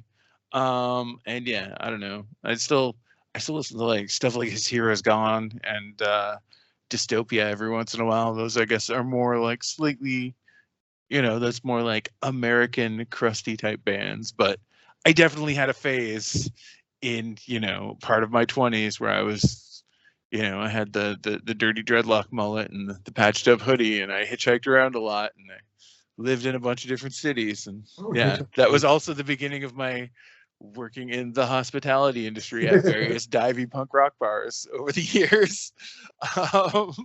With this bar called The Works in Calgary that was, it was run by, like, the bar manager was John Hebert, the singer-guitarist of Calgary pop punk band Field Day, and like a bunch of the dudes from Knucklehead and like all these other sort of like popular Calgary bands at the time all like worked at this scuzzy, like cockroach-ridden like punk rock bar that would do like free shows with cheap pitchers on certain nights, and and had some kind of like sketchy other businesses connected by back rooms and that kind of thing, and an owner who really liked to party, if you know what I mean. But it was an experience. It was one of those like memorable low-paying jobs for sure. But yeah, that was, for context, that was the crappy bar I was working at the time, where Matt was able to locate me in a city of, probably like several 100,000 people within 2 hours or so of arriving in town. We had this attraction to each other. Yes, yes. I'm just easy to spot. Easy to spot. Yeah, good crowds. Yeah. Crust punk. I was never a huge into crust punk, Matt. The crust punk was more of a Halifax thing, in my opinion. Halifax is all about the crust punk.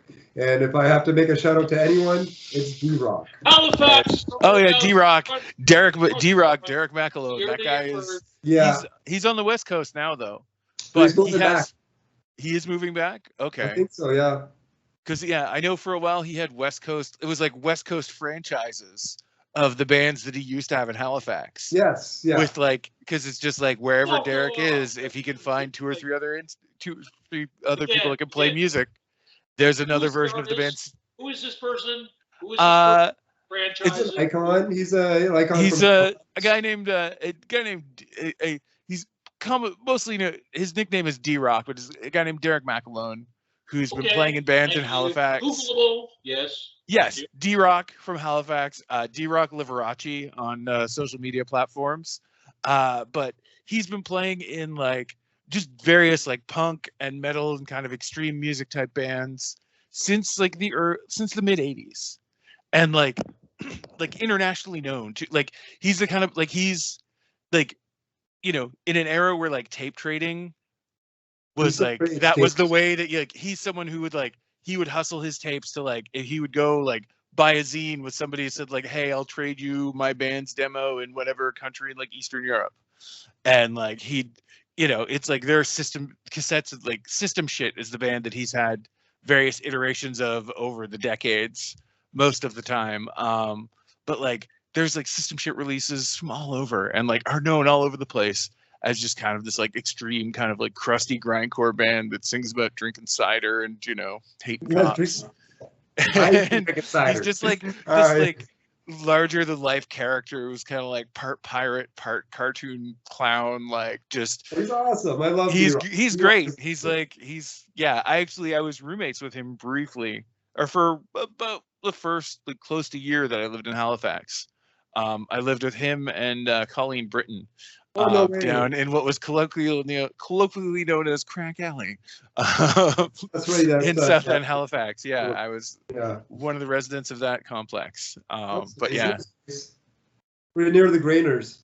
Yes. We're the creepy grain towers there. But yeah, it was so I got to like, chat with Derek a lot. And he would always just have like suitcases full of cassettes. Or like, like big books of CDs that like a lot of it was music of his, but other it was just like these good weird like grindcore bands from somewhere, that have like, 80 song cassettes, like that kind of stuff. That he would always be like, hey man, you ever heard this band? This like band from Finland, they're really great, check them out. And he'd put them out, just start playing them on whatever music playing device he had. Yeah, like and he'd just have a bag with like music and beer that he'd carry around and just kind of like show up at your house. And yeah, it played in like System Shit. Existentia was another band that he was in. That Stench, was it? Existentia, yeah, they had a few records. I think they have like an album and a couple of 7-inches. There was another band called Sloth that he had for a while too. That was kind of more metal-y. Yeah. But yeah, he's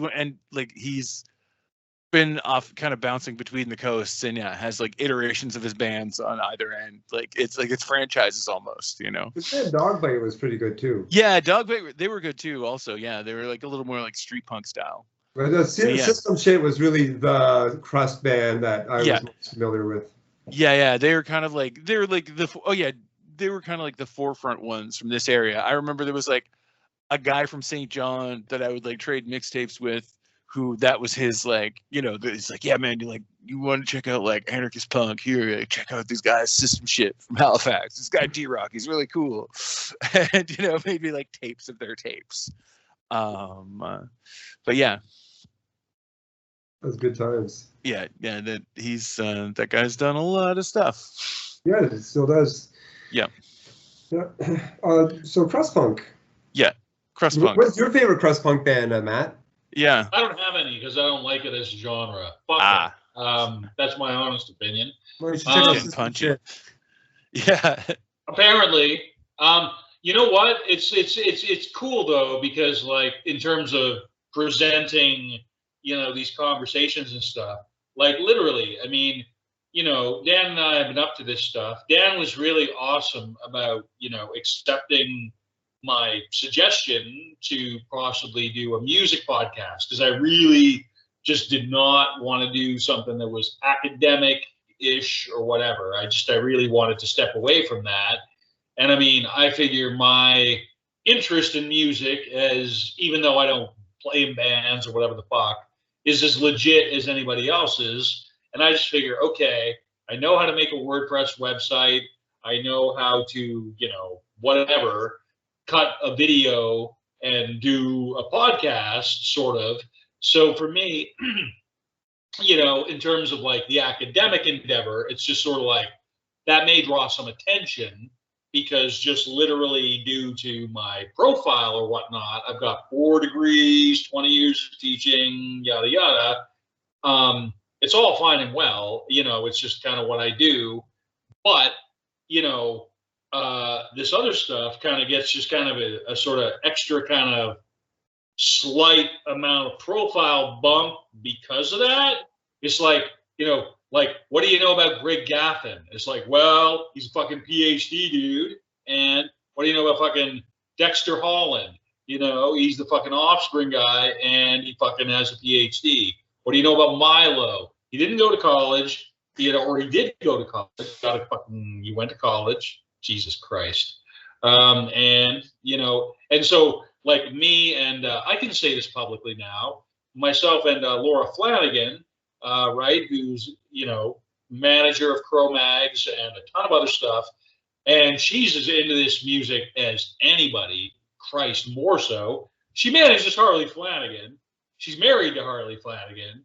She's more hardcore than I'm ever going to be in my fucking weak, pathetic ass little life, but we both have a PhD, so we can sort of talk at that level about it.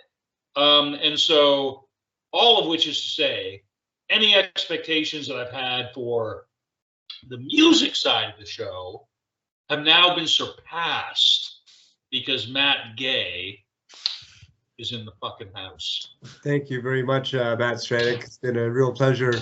I'm so chuffed, so pleased to see both. Who's your favorite Canadian band now? My favorite Canadian band right now? Current Canadian punk band. Who do you like the most? Well, I'm just going to stick local, I guess. So I'll go with Siggy and the Darts. Nice. Dan, who's your favorite punk band right now, Canadian? Well, I mean, I'm riding pretty hard for Homefront from Edmonton for a little while now, but I just heard Béton Armé from Montreal. I know I'm mispronouncing that. So like the Oi band from Montreal, they put out a new EP that's really good. They have the song called like L'Union c'est la force.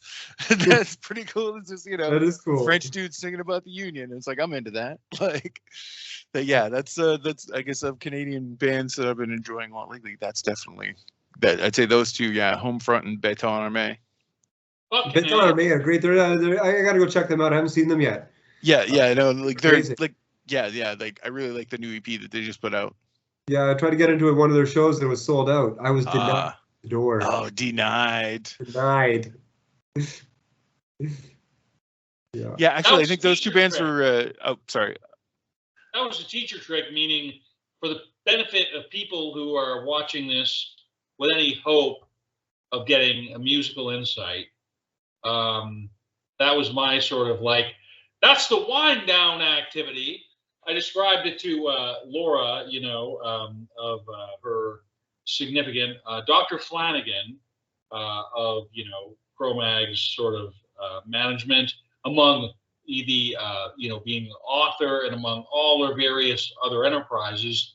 Gentlemen, I think all three of us are really lucky, apart from being passionate fans of this kind of music, of punk music, aggressive, whatever they call it.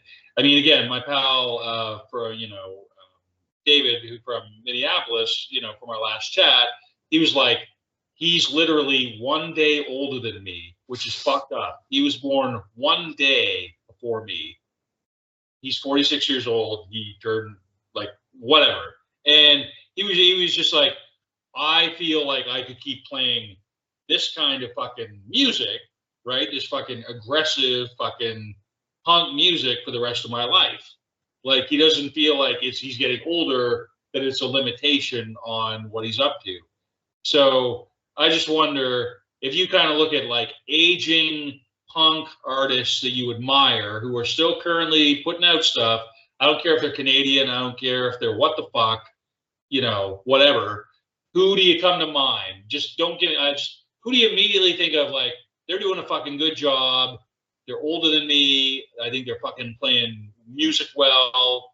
They're out now. I'm gonna put in a vote for the Jesus Lizard. I'm so fucking stoked the Jesus Lizard are back. Holy fucking shit. I saw them play fucking No Values. I saw, whatever the fuck else. I'm fucking stoked for the Jesus Lizard. Who are the oldest punk motherfuckers? We'll start with Matt Gay this time, and then we'll go to Dan. Wow, that's a harder question there, Matt, because I got respect for anybody who's still playing well into their years. I mean, a lot of people have been, like, we mentioned artificial dissemination earlier. These are, friends. Yeah. And they're doing well, and the Ripcords are still doing stuff. I got to mention them. They had a big impact on a lot of people. I got to play definitely time at the Bovine. They're good. Yeah. I mean, I don't know, like when you go see people now, though, Matt, and Dan, I don't know if you guys feel this way, but like you're mentioning a lot of people who are older than us, like and have a little bit harder than us too. So it's like when I saw Lemmy and then he died like 3 months later. You just don't know. Exactly. Well, it's even like the singer for a band from out around your way that I was a big fan of in the 90s, Union of Uranus, just passed away like very recently. And he also played in the ska punk band Lumpen Proletariat from Ottawa, who were, like that guy just passed away recently. And he's, definitely in our general age range. So you never know. Like, it is good to appreciate these artists when they're around. Like, you see these older guys, like, oh, sorry. No, sorry. I'm sorry. I was just gonna say, like, I'm glad that you mentioned artificial dissemination, because like in my first few years of going to shows, the Problem Children were like the touring band that would come through that just like I remember it felt like, sort of our little mini version of like The Scene in Another State of Mind documentary of Minor Threader playing without the PA when the Problem Children played a show at St. Charles. And the little crappy PA that Phil Clark had just was dead by the end of the show, because they were like the 8th of 8 bands on the bill or something like that. Because like the entire town of St. Stephen somehow ended up coming up and opening in different bands for this show. And so the PA was dead. And the Problem Children, they were it was like St. Charles Hall, like probably hold like close to 200 people. And it was packed. And they didn't need a PA because everyone knew the words to all of their songs, because they would like make a point of coming through at least like once or twice a year. And like, I know like we'd play like their albums on CHSR a lot when I was volunteering at campus radio, like, because they had the album from back in the 80s that had Red Dyed Hair on it, and then some stuff on the Ripcords label later on that, they were like an important band. So I was stoked to see Artificial Dissemination and like see that he was still playing. And there's a big festival in Fredericton coming up at the end of the month where like DOA are playing and a bunch of other bands. The Creedence Clearwater revisited version of Black Flag is playing at the exhibition grounds. But still, it's like these folks that have been making the music for years that are still kicking around. Yeah, like Joe Keithley that we mentioned. Like he's been doing it since the mid 70s. Like yeah. No, that's a lot of. It's hard to pin down for me, Matt. Like to say one person in particular who comes to my mind, because they all come to mind in a way, I guess. And we're lucky. Saddest celebrity death, Matt Gay. I'm sorry. Saddest celebrity death recently. Who's the most famous person who died that you went, fuck, man, that's too bad? I don't know, like people die a lot. In general, it doesn't even have to be recent. It doesn't have to be local. Just we're middle-aged men contemplating our mortality. That's why I Googled drunk Miramichi and used that as my background. The first image that came up. I like that. I'm contemplating my mortality. Drunk Miramichi. So You guys tell me someone sad that died. I don't know. Who comes to your mind? Besides Edgar Allan Poe. Yeah, that's it. That is the sad one. Yeah, exactly. Edgar Allan Poe. Tragic passing. That was upsetting. Yeah. Besides Norm Macdonald. First it's Edgar Allan Poe. Oh, Norm then Macdonald. it's Norm Macdonald. Wow, both dead. And they're my saddest. Crimes. And they're both celebrities, right? They both passed before they were meant to. Besides Drew, okay, that's 3. I don't know, man. I don't know. There's a few. Yeah. Andrew Crawford would be like my personal, most stuff. The original singer for AC/DC. Oh yeah, and Bon Scott. Okay. Yes. 4. I've contributed 4. Matt Gay, how many dead celebrities have you contributed to the podcast? 0. How many dead celebrities have you contributed to? Dan, how many dead celebrities can you think of that you would like to mention on this particularly new segment as we really widen We're just gonna become the rest of the story. The dead celebrities. Exactly. We'll be like the punk rock version of the guy, like the syndicated radio guy that was just like, and that's the rest of the story. But it's just about some sad old celebrity death. I mean, I don't know. I mean, yeah, people had a lot of things to say about various things Steve Albini did, but I mean, he also was involved in a lot of shit that, he had a hand in a lot of things that I enjoyed over the years. It's one of those he was a bro. He was definitely a bro. Steve Albini was a bro.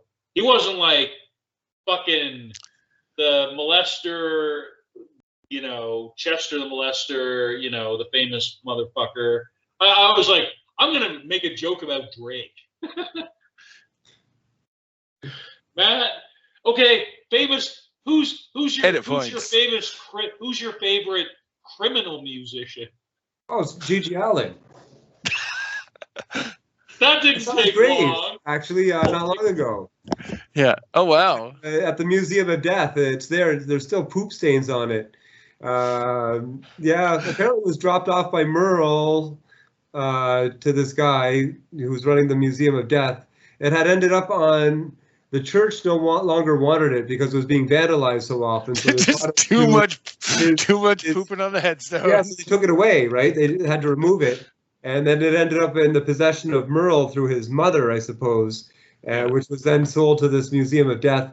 So I suppose criminal musician death, I guess that would be Gigi Allen, yeah. I just saw your choice is not allowed to be Gigi Allen, so my choice is not allowed to be Gigi Allen. I'm trying to think of criminal musicians now. I mean, it's easy pickings, actually. There's a lot of them. Yeah, I suppose. This is like, who do I want to say now? Narrow down the question. Yeah, exactly. It's like, maybe just somebody who just had like a nice tax fraud somewhere or something, like. Matt, if you were to pick, while Dan's thinking, if I'm you not were to off pick, the hook, huh? If you were to pick anywhere to live other than where you do, okay, fuck it. Oh, I'll throw it out there. If you didn't have to work for a living and you could just play your little guitar, singing, whatever thing you do for your job, what city would you be based out of? Oh, like an educator, motherfucker. Which city? Social studies. Where would you like to live? Where would you like to travel to? Rambling, guitar strumming man. Where would you like to go and be based out of if you could make your living as a musician anywhere in the world, bro? Fredericton. Fuck off and die with that. I figured out my favorite criminal musician though. Dan, who is that? I'm gonna pull a safe one here, and I'm gonna say Jerry Hanna, aka Jerry Useless, the bassist from Canada's Subhumans, who is also part of the Squamish Five Yes. Is he dead? political activist group. Let me just check out the internet here to see if he was still around for a little while. Yeah, he was like driving a snowplow for a while. Yeah. He is still alive, I believe, according to the internet. I think they still play out driving a snowplow. I just remember he had plays with the Subhumans. Yes. And so, if there's any band that would be like I think of that would drive a snowplow, it would be the Canadian Subhumans. Like Brian Goebel definitely had big Mr. Plow energy. But yeah, I remember he had some. I first heard his whole story when there was a soundtrack to that movie Terminal City Ricochet that came out on Alternative Tentacles Records. That was It was like a weird indie dystopian sci-fi movie that had Jello Biafra and Joe Keithley in it. And one of the guys from that CBC teen soap Northwood. But Alternative Tentacles did the soundtrack, and one of the songs on it was an acoustic song recorded from prison by Jerry Hanna, while he was still in jail for doing Squamish 5 stuff. So yeah.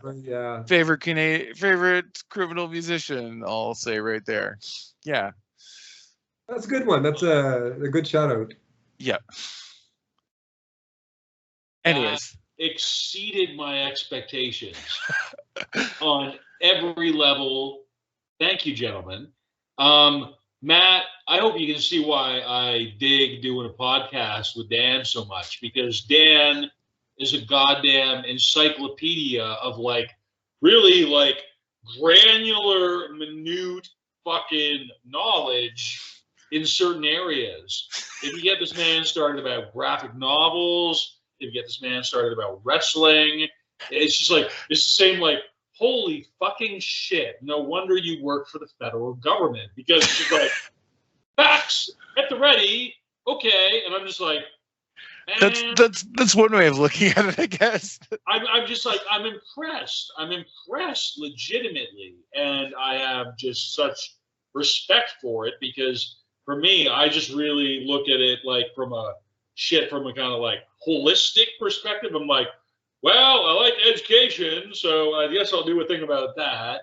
And I like music, so I guess I'll do a thing about that.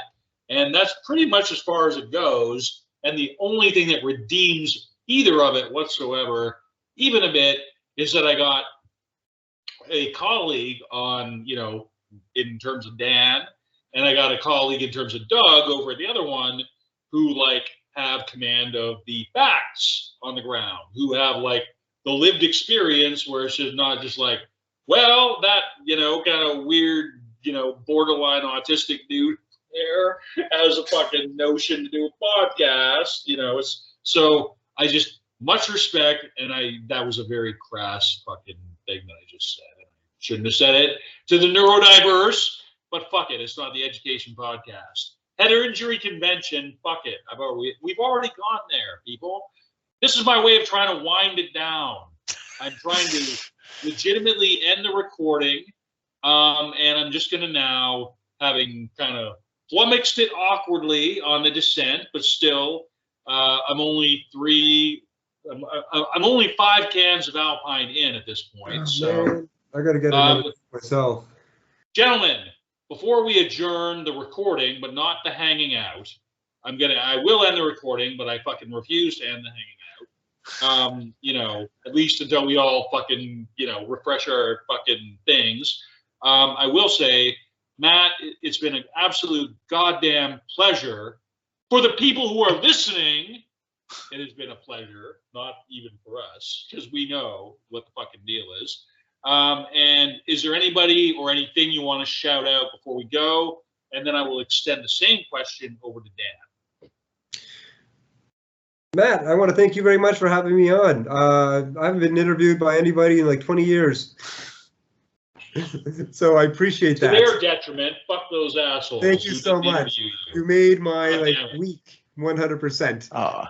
Love you to bits. What you're doing is important. I fucking love you, bro. I hope you know that. I do. And Dan, what else do you want to say? What else do you want to shout out, bro? I want to shout out some pretty cool music that I actually just heard for the first time today that I quite enjoyed. It's a band from Denmark, actually, called JJ and the A's. That they're on. They have a new EP out on a British label called La Vida es un Moose that also put out the new Beton Armé record. And yeah, they're just kind of like a cool mix of like almost like proto hardcore with just like garage rock. Like they got kind of like, you know, old school farty keyboard sounds and, you know, snotty vocals, that kind of thing. Like, yeah, it was like pretty fun stuff. And they just put out an EP and it's on Bandcamp. And yeah, if you go to the La Vida es un Moose Bandcamp, it's on there. And yeah, the band's called JJ and the A's. All right. Highly legit. I'm just going to say I've been listening to a shitload of Shotmaker. I've been like, yeah, man. Like in terms of just anything, like for me, because like, you know, I moved here to this other side of the country from where my kids are. Hooray. And I was like, permanent job, whatever. I was realigned strategically out of my job by my organization, which I'm an academic trying to make a way in that kind of area. So it's like, fuck it, you know, it's part of the game. I have no compunctions about it at all. I have no hard feelings. But as a result of that, we're now, I mean, I've been coached to say I'm self-employed. I'm a consultant. I'm a motherfucking consultant. And so a motherfucking consultant. I would just say I appreciate now, you know, being able to spend more time on the podcasting deal, because I just treat it like I'm either doing interviews or I'm looking for a job full time. And then beyond that, I'm just like, I'm reaching out to people. I'm just like, who's cool that I think deserves whatever kind of exposure on my fucking pathetic ass middle-aged man, you know, knowledge together. And I just figure out of all the stuff that is legitimately confirmed that is going to elevate the profile of this shit, I just say fucking the world needs more Matt Gay. The world fucking needs more Matt Gay. And that is my final fucking word on the matter. So it has been an absolute goddamn slice. Matt's going to send us all of his stuff. He's already sent me a bunch of stuff. He's going to send me all of his links to all of his bands, all of his musical endeavors. I'm going to be scraping together, you know, what I can find on these topics. Dan, you're going to throw in on that as always, right? With your contributions to what we've spoken to before. Yeah. Folks, as a professional educator, don't worry if you haven't been taking notes about every single indie Canadian band that should have changed your life but didn't. Fucking A, gentlemen. It's been a slice. Anything else, bro, before I end the recording, gentlemen? Thank you, Dan. Thank you, Matt. Thank you, Matt and Matt. It's been a goddamn slice for all y'all. Thanks for listening. See you around.